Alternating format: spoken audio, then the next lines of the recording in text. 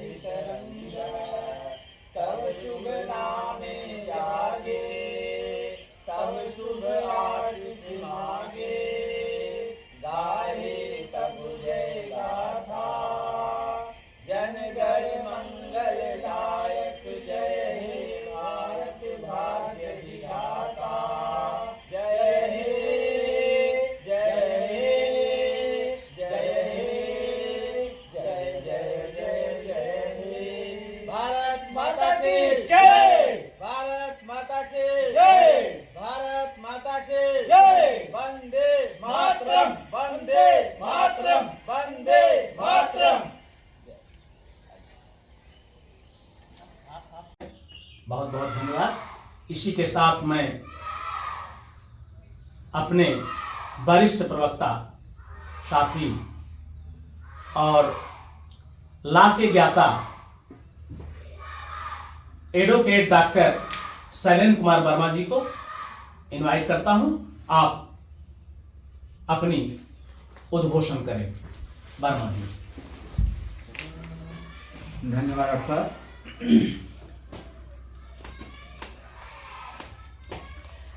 Respected principal sir, Bhagwan Mahavir electro homeopathic medical institute Pandariba के doctor Pramod Kumar Maurya ji, doctor R K Chitravanshi ji और electro homeopath के registration officer doctor Syed Nadeem Hussain ji, आप सभी को गणतंत्र दिवस की बहुत ढेर सारों शुभकामनाएं, बहुत बहुत बधाई। डॉक्टर साहब ने आज हमें यह मौका दिया है कि गणतंत्र दिवस पे दो शब्द बताएं। वैसे डॉक्टर साहब ने बहुत ही अच्छे ढंग से सारी बातों को जो है बताया है। हम आज गणतंत्र दिवस क्यों मनाते हैं, ये शुभ दिन कैसे आया, इसके पीछे जो चीजें हैं मैं चाहता हूं कि आज जो है उसको संक्षेप में रखा जाए और यहाँ जितने भी गणमान्य व्यक्ति उपस्थित हैं सभी लोग जो है उसको जाने। और मैं कोशिश करूंगा कि जो है ज़्यादा से ज़्यादा चीज़ें जो है उसमें कवर कर लूँ और आप सबको बताऊं। तो गणतंत्र दिवस मनाने से पहले अगर हम देखें तो हम सभी जानते हैं कि भारत जो है पहले अंग्रेजों के अधीन था। और ये कैसे अधीन था? 31 दिसंबर सन 1600 ईस्वी को एक राजाज्ञा जारी किया गया था, जो कि ब्रिटेन के कुछ साहसिक जो है व्यापारी गण थे, वो ईस्ट इंडिया में, ईस्ट का मतलब होता है पूरब और जो है ये इंडिया का मतलब होता है भारत, यानी भारत के पूर्वी देशों से व्यापार करने के लिए राजाज्ञा वहां से जारी हो गया। और इसी आधार पे वो लोग जो है भारत में आए और अंग्रेजों का सर्वप्रथम आगमन कलकत्ता, जिसे कालीकट उस समय कहा जाता था, उसी जगह हुआ और ये आए थे व्यापार करने के लिए। लेकिन यहाँ पे भारत जो है छोटे छोटे जो है राज्यों में बटा हुआ था और एक छोटे से भूभाग का जो शासक एक राजा हुआ करता था। और वो लोग करते क्या थे कि एक राजा जो है दूसरे राजा से ईर्ष्या रखता था या उनके ऊपर चढ़ाई करके ऐसा सोचता था कि हम उन्हें जीत लेंगे। इसी चीजों का अंग्रेजों ने फायदा उठाया और फायदा उठा करके जो है आपस में लड़ा करके उन लोगों को कहे हम जो है आपका सहायता करेंगे। और जीतते जीतते एक स्थिति ये आ गई कि यहाँ के शासक कमजोर हो गए और वो अपने सत्ता का पूरा बागडोर जो है धीरे धीरे धीरे धीरे जो है फिसल करके अंग्रेजों के हाथ में चला आया और हमारा जो है पूरा भारत अंग्रेजों का ही गुलाम हो गया। तो जो कंपनी आई थी व्यापार करने के लिए जिसका नाम था ईस्ट इंडिया कंपनी, वो अब व्यापारिक कंपनी नहीं रही। यहाँ पे भारत का सत्ता संभाल करके जो है पूरे जो है भारत पे, हिंदुस्तान पे जो है अपना राज्य करने लगी। और साथियों ये लगभग 250 वर्ष तक जो है ये राज्य किया अंग्रेजों ने। और इसके बाद यहाँ पे उन लोगों ने इतना दमन चक्र चलाया, हमारे जो विचार थे, हमारा जो कल्चर था, इसके ठीक उलट वो काम करते थे।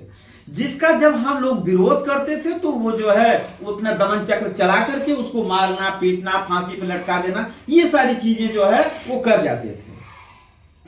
उसके बाद जो है क्या हुआ, इसी दमन चक्र को जब लोग झेलते झेलते परेशान हो गए तो सन 1857 में जो है एक गदर हुआ, पहला गदर जिसको हम लोग कहते हैं 1857 में।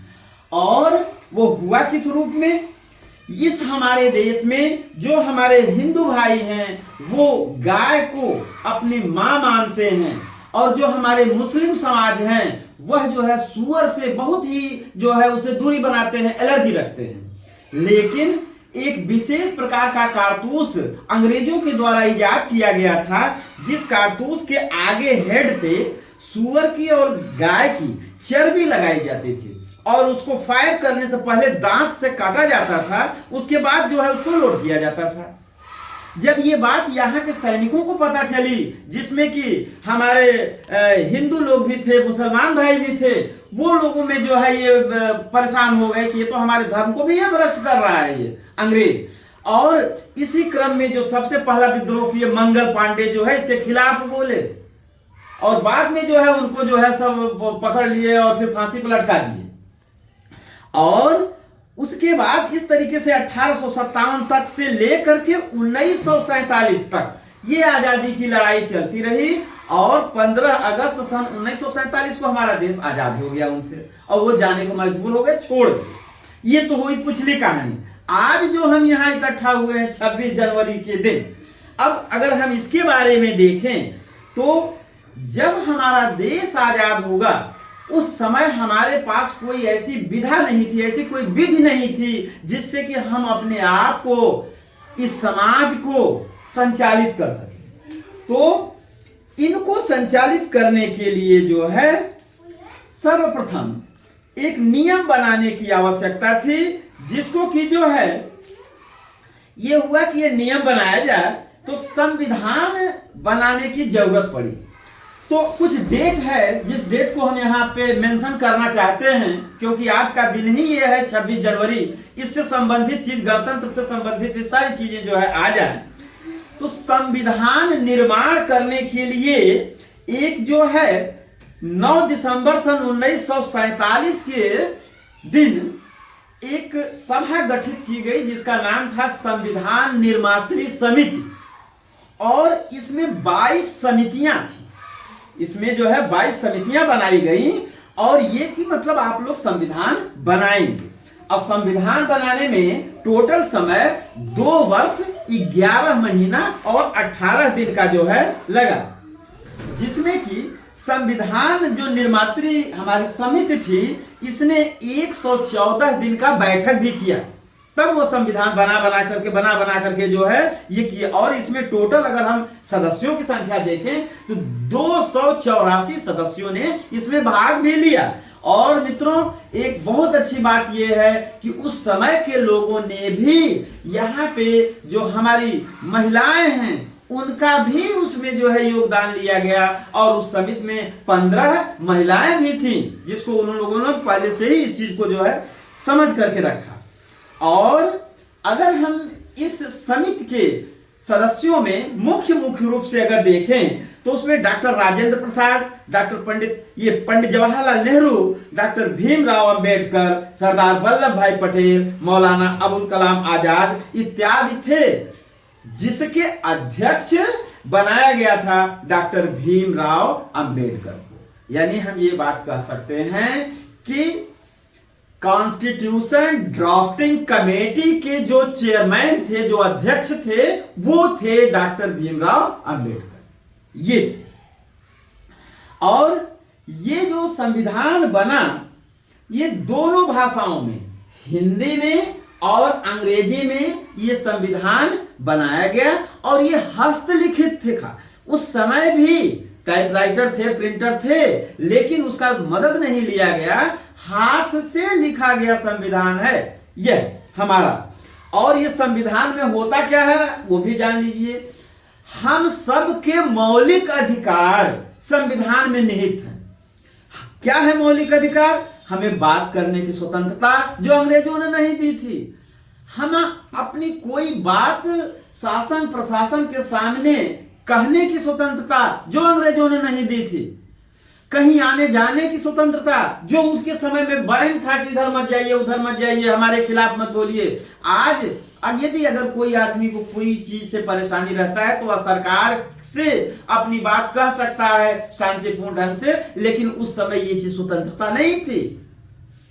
आने जाने की स्वतंत्रता, रहने की स्वतंत्रता, भाषा की स्वतंत्रता, और हम मजहब जो है उसमें कोई भेदभाव नहीं, इसकी स्वतंत्रता, सब में भाईचारे की स्वतंत्रता, ये सारे जो मौलिक अधिकार हैं वही सब संविधान में हैं। और ये देश कैसे चलेगा, किस आदमी का क्या पावर होगा, ये सारी चीज संविधान में निहित है। तो ये है हमारा संविधान। संविधान का अगर हम अर्थ देखें हिंदी में तो सम माने होता है बराबर, और विधान माने नियम। एक ऐसा नियम बनाया गया था जो सबके लिए बराबर हो, वह किसी मजहब के रूप में जो है बंधा हुआ नहीं था, ऊंच नीच से बंधा हुआ नहीं था, जात बिरादरी से संबंधित नहीं था, वह सबके लिए। हमके 10 मिनट हमारा समाप्त हो रहा है। और इसमें जिस समय यह संविधान बनाया गया था उसमें इसमें 396 अनुच्छेद थे, 8 सूचियां और 22 भाग थे। और इसमें एक चीज ये भी जोड़ा गया था कि आने वाले समय में यदि कुछ ऐसा समझ में आता है कि इसमें कुछ और जोड़ा जा सकता है या इसको संशोधन किया जा सकता है तो वो प्रावधान इसमें निहित है। और अब तक 114 संविधान के संशोधन किए जा चुके हैं। और मित्रों इसमें कुछ चीजें और हैं जो कि हम आपको यहां बताना चाह रहे हैं कि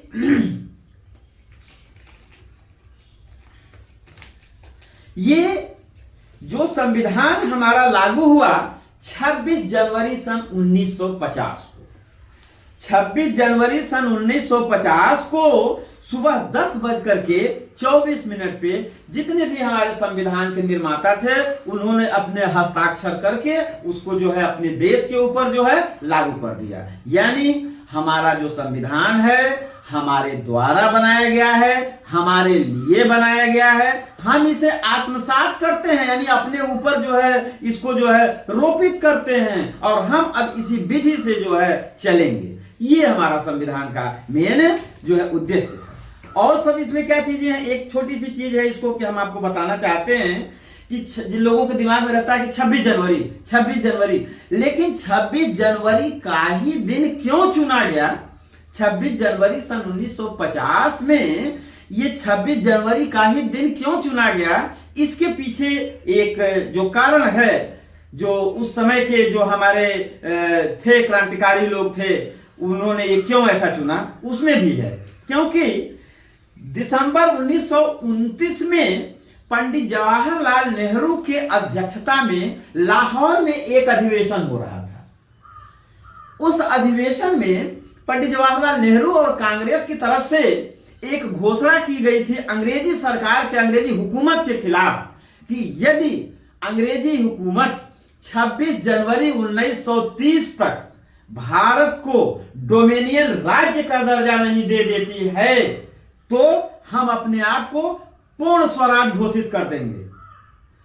इसीलिए भारत के स्वतंत्र हो जाने के बाद यह डेट जो उसी समय हमारे लोगों ने अपने आप को स्वतंत्र घोषित करने के लिए घोषित कर दिया था, 26 जनवरी सन 1950 को यह डेट चुना गया। इसके पीछे मित्रों यही कहानी है। और ये जो गणतंत्र दिवस, वही क्या नाम है, जो 3 जो पर्व है हमारे जो राष्ट्रीय पर्व हैं, गणतंत्र दिवस है, 15 अगस्त है और 2 अक्टूबर है, इसको जो है हम हर्ष और उल्लास के साथ जो है मनाते हैं। और इसमें हमारे देश के प्रधानमंत्री और जितने भी राष्ट्रपति और जितने भी जो है विद्यालयों में प्रभात फेरियां निकाली जाती हैं और हर इंस्टीट्यूशन में, जैसे कि हम लोग आज यहाँ Bhagwan Mahavir electro homeopathic medical institute Pandariba में एकत्रित हुए हैं। और हमारे प्रिंसिपल साहब ने अभी बताया जो है तब से आजादी से लेकर के और अब तक हम कितने प्रोग्रेस हुए हैं, इस चीज को हम कह करके बताते हैं कि हम जो है इतने शक्तिशाली हुए हैं, ताकि हमारे आने वाली जो जनरेशन है, आने वाली जो पीढ़ी है, वो भी इस चीज को समझ सके कि जो हमें आजादी मिली है, हमारे कितने ही क्रांतिकारियों के बलिदान के बाद यह दिन हमको देखने के लिए मिला। और वैसे तो मित्रों, ये जो संविधान है 2 नवंबर सन 1949 के ही इसके कुछ भाग को अपना लिया गया था, लेकिन पूर्ण रूप से 26 जनवरी सन 1950 को जो है इसको पूर्ण रूप से अपनाया गया। और ये हम लोग आज यहाँ अपना 74वां गणतंत्र दिवस का समारोह मना रहे हैं। और यहाँ पे कुछ स्वतंत्रता सेनानी लोगों का भी नाम लेना हम यहाँ चाहते हैं, जैसे कि हमारे सरदार भगत सिंह थे, जिन्होंने अपना बलिदान दिया, सुभाष चंद्र बोस थे, चंद्रशेखर आजाद थे, लाल बहादुर शास्त्री थे, महात्मा गांधी थे, सरदार वल्लभ भाई पटेल थे, इत्यादि। ये सभी लोगों ने जो है इस देश को आजाद कराने के लिए अपना योगदान दिया। और आज के दिन जो है हम अपने डॉक्टर साहब को जो है बहुत बहुत धन्यवाद देते हैं कि उन्होंने हमको ये अवसर दिया कि हम आप सबके बीच में कुछ कर सकें। हमारे बीच बैठे हुए हैं इलेक्ट्रोहोम्योपैथिक के जो है रजिस्ट्रेशन ऑफिसर नदीम जी, मैं उनको भी बहुत बहुत धन्यवाद देता हूं। हमारे यहाँ डॉक्टर साहब बैठे हुए हैं, डॉक्टर साहब आर के चित्रवंशी जी, आप सभी का बहुत बहुत धन्यवाद, आपने हमें सुना। वंदे मातरम। बहुत बहुत धन्यवाद डॉक्टर वर्मा जी।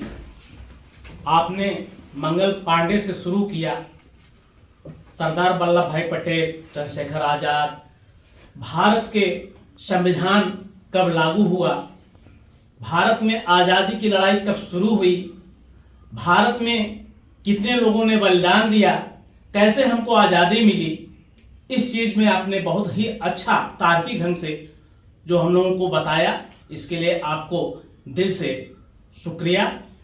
आज हम लोग इस अवसर पर, जब यही कॉलेज आपका हुआ करता था और हम लोग दर्शक दीर्घा में बैठते थे, तो स्वर्गीय डॉक्टर राम अग्रवाल मौर्य हमारे पिताजी जब वो भाषण देते थे तो याद आता है कि उन्होंने भी इसी तरह ओजस्वी भाषण देकर हम लोगों को जो है समाहित किया था और बताया था कि हम लोग स्वतंत्रता संग्राम सेनानियों का सम्मान करें।